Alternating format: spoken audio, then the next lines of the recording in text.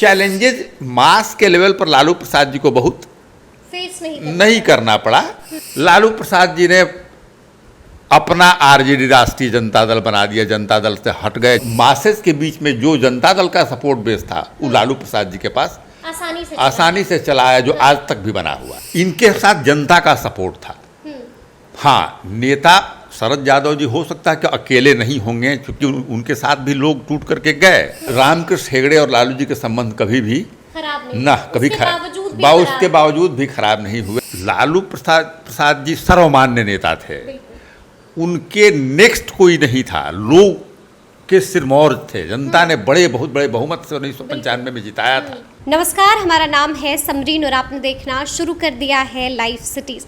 देखिए, ये किताब है मेरे हाथ में, इसमें लिखा हुआ है गोपालगंज टू रायसेना और इसके लेखक हैं नलीन वर्मा जी। देखिए, जब जिक्र लालू प्रसाद यादव का होता है तो एक ऐसी शख्सियत हमारे जहन में आती है जिसके ठेठ अंदाज, जिसके लहजे की, जिनके रणनीतियों की दुनिया प्रशंसा करती है, दुनिया दीवानी है। देखिए, लालू प्रसाद यादव एक ऐसा नाम है जो लोगों को, भले ही आपको वो पसंद हो, आपको ना पसंद हो, लेकिन लालू प्रसाद यादव को कोई भी कभी भी नज़रअंदाज नहीं कर सकता है। देखिए, आपको मालूम है कि 5 जुलाई की तारीख अब बेहद करीब है। आपको मालूम है कि ये वही तारीख है जब लालू प्रसाद यादव ने राष्ट्रीय जनता दल का गठन किया था।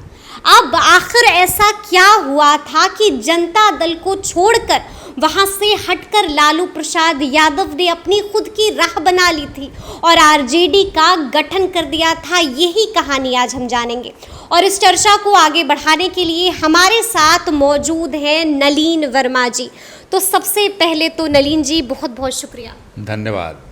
तो जाहिर सी बात है कि इस किताब के लेखक हमारे सामने हैं, तो आज हम इनसे कई सारे सवाल करेंगे। तो पहला सवाल जो मेरे जहन में आ रहा है वो ये है कि आखिर क्या परिस्थिति थी, क्या वजूहात थी कि लालू प्रसाद यादव ने जनता दल से वो हट गए और उन्होंने आरजेडी का गठन कर लिया था? यानी कि वो तारीख थी 5 जुलाई 1997। क्या हुआ था उस दौरान?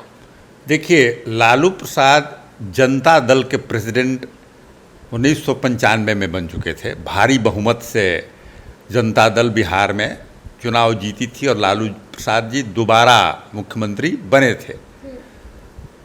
96-96-97 का दौर आते आते पशुपालन घोटाले के रिपोर्ट्स आने लगे थे और सीबीआई को सुप्रीम कोर्ट ने इवेंचुअली जांच दे दिया था। हाई कोर्ट से होते हुए सुप्रीम कोर्ट तक विपक्ष, बिहार का विपक्ष गया था कि ये जांच हो सीबीआई के द्वारा, जिसमें सीबीआई को जांच मिल गई थी। सीबीआई जब केस चल रही थी पशुपालन घोटाले की, तो सीबीआई ने लालू प्रसाद जी को चार्जशीट किया उस केसेस में जी। और इवेंचुअली कोर्ट से इनके होने का सरेंडर करने के लिए या जेल जाने के लिए मैंने कोर्ट से एक तरह से आदेश हुआ।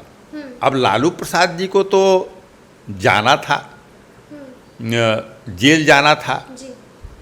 वैसे 2 डेवलपमेंट का आपको, एक राबड़ी देवी जी का मुख्यमंत्री बनना, अब फिर से आरजेडी क्यों बना, ये 2 बातें एक साथ मिली हुई हैं। अच्छा। तो आपको लालू प्रसाद जी सर्वमान्य नेता थे, उनके नेक्स्ट कोई नहीं था। लोग के सिरमौर थे, जनता ने बहुत बड़े बहुमत से 1995 में जिताया था। तो आखिर में विधानमंडल दल दूसरे किसी को भी नेता मानने को तैयार नहीं था। राबड़ी देवी जी घर में रहती थी, कहीं से राजनीति में पहले से नहीं थी, लेकिन विधानमंडल दल पूरा मिल करके चुना कि लालू के अलावा किसी दूसरे को हम लोग नेता नहीं मानते हैं इसमें। अच्छा। ऐसे केसेस में क्या किया जा सकता है कि राबड़ी देवी में लोगों को विश्वास हुआ। एक साथ लोगों ने कहा कि राबड़ी जी बनेंगी, इसलिए कि लगा कि अगर राबड़ी जी बनती हैं तो फिर हमारा नेता लालू प्रसाद ही रह जाएंगे, जो कि सर्वमान्य नेता है जनता के, और दूसरे पर बहुत बड़ा विवाद खड़ा हो जाता। तो इसलिए राबड़ी देवी जी मुख्यमंत्री बन गई। दूसरी तरफ पार्टी में शरद यादव जी सीनियर लीडर थे, एक मरमरिंग शुरू हुआ कि भाई अब ये मुख्यमंत्री नहीं हैं या 4 सीटेड हो जाएं, तो शरद जी को लगा होगा कि हमको पार्टी का प्रेसिडेंट बन जाना चाहिए, या लालू जी हम जैसे ये बने थे हम बन जाए उसमें।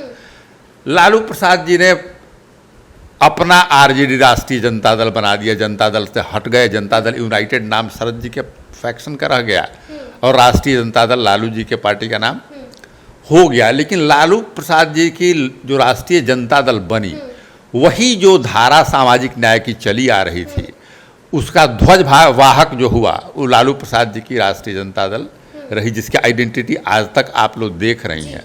तो क्या मतलब एक मुख्य कारण शरद यादव थे? ये भी कहा जाता है कि उस वक्त विरोधी जो है, विरोधी दल की तरफ से भी बगावती सुर सुनाई दे रहे थे, बहुत कुछ ऐसा घट रहा था। और जब लालू प्रसाद यादव ने ये झटका दिया, जब जनता दल से वो निकलते हैं और आरजेडी का गठन करते हैं, तो कितनी मुसीबतों का सामना किया लालू प्रसाद के, जैसा कि आज भी आप लोग देखती हैं, इनके साथ जनता का सपोर्ट था। हाँ, नेता शरद यादव जी हो सकता है कि अकेले नहीं होंगे, क्योंकि उनके साथ भी लोग टूट करके गए और विधायक दल में या दिल्ली के लेवल पर, नेशनल लेवल पर भी पार्टी में विरोध लालू जी का रहा होगा। लेकिन जनता के लेवल पर इनके जो विरोधी थे, कहीं भी लालू प्रसाद जी के पैरेलल में नहीं थे। इसलिए दिक्कतें तो हुई कि बड़े कद्दावर नेताओं का साथ लालू जी का छूटा, लेकिन जनता साथ में थी। और फिर राबड़ी जी जब मुख्यमंत्री बनी तो 2000 का चुनाव भी राष्ट्रीय जनता दल जीत गया राबड़ी देवी के नेतृत्व में। तो चैलेंजेस मास के लेवल पर लालू प्रसाद जी को बहुत फेस नहीं करना पड़ा। ऑफ कोर्स जो नेता इनमें से हट के गए थे, तो कभी भी नेता जब जाते हैं तो पार्टी को झटका लगता है, कमजोरी होती है पार्टी को, चूँकि हुई होगी लालू प्रसाद जी के पार्टी में भी। लेकिन जिस तरह का कमजोरी हो कि भाई पार्टी टूट गई, अब उस तरह की बर्बादी जो है, और लोगों की पार्टी जो है, अब शरद जी की पार्टी ठीक है, वो उसका रिवाइवल तब शुरू हुआ जब फिर नीतीश जी की पार्टी उसमें जा करके मिल गई, समता पार्टी और जनता दल में मिल गई, तब उसका रिवाइवल शुरू हुआ। लेकिन राष्ट्रीय जनता दल अपने फॉर्मेशन के साथ ही जो जनता दल की स्थिति थी उसी को इसने हस्तांतरित कर लिया, और मासेस के बीच में जो जनता दल का सपोर्ट बेस था वो लालू प्रसाद जी के पास आसानी से चला है, जो आज तक भी बना हुआ है। इसी में एक सवाल मेरा ये भी है कि देखिए, जब हम नाम लेते हैं राष्ट्रीय जनता दल यानी कि आरजेडी, मतलब हर तरफ इसका नाम है, हर लोग इससे वाकिफ है, तो इस नाम के पीछे की भी एक कहानी है। और इस नाम के पीछे की एक कहानी है कि इस नाम को दिया था रामकृष्ण हेगड़े जी ने, और रामकृष्ण हेगड़े जी को ही लालू प्रसाद यादव ने आरजेडी से निष्कासित कर दिया था, वो भी किसी के कहने पर। तो हम ये भी आपसे जानेंगे कि किसके कहने पर निष्कासित किया, और हम ये भी जानेंगे कि आखिर क्यों निष्कासित कर दिया। देखिए, नाम देना पार्टी का, रामकृष्ण हेगड़े बहुत ही वरिष्ठ नेता थे, सोशलिस्ट ब्लॉक के, कर्नाटका के मुख्यमंत्री भी रह चुके थे। देवेगौड़ा साहब के पहले वो कर्नाटका के मुख्यमंत्री थे। लालू प्रसाद जी का उनसे बहुत ही व्यक्तिगत संबंध, बहुत मधुर संबंध था। तो उन्होंने नाम सजेस्ट किया था कि राष्ट्रीय जनता दल, लालू जी ने पूछा था उनसे, ये नहीं कि कहीं से वो सजेस्ट कर, लालू जी ने पूछा था, चूँकि इज्जत करते थे लालू प्रसाद जी, विद्वान थे, तो उन्होंने नाम को रखा था। रहा सवाल पार्टी से निष्कासित होने का, तो लालू प्रसाद जी के वो अकेले का कोई फैसला नहीं था, पार्टी थी जी।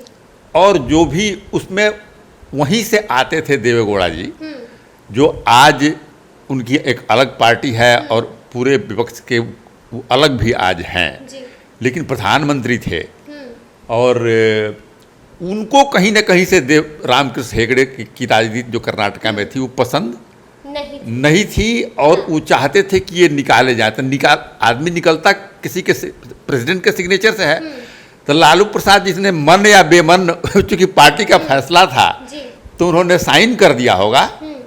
लेकिन हमको नहीं लगता है कि लालू प्रसाद जी ने निकाल दिया उनको, और लालू प्रसाद जी हेगड़े साहब को नापसंद करते होंगे, वो सब बात नहीं रही होगी। नहीं, ये देवेगौड़ा साहब नहीं मानते थे, देवेगौड़ा सीनियर लीडर थे, और प्रधानमंत्री थे, प्रधानमंत्री के रूप में लालू प्रसाद जी ने देवेगौड़ा साहब को बैक किया था।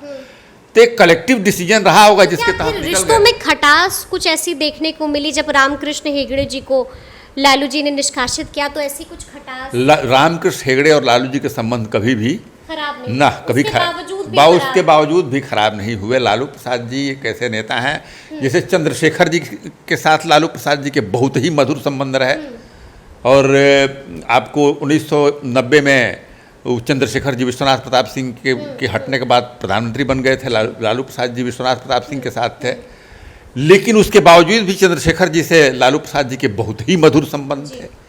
और ऐसे ही रामकृष्ण हेगड़े जी के साथ लालू प्रसाद जी के बहुत ही मधुर संबंध थे। संबंध आगे हाँ, वो बढ़े। पॉलिटिकल अपने कहाँ पर हैं वो एक अलग चीज़ है, लेकिन व्यक्तिगत रिश्ते लालू प्रसाद जी के बहुत ही मधुर थे।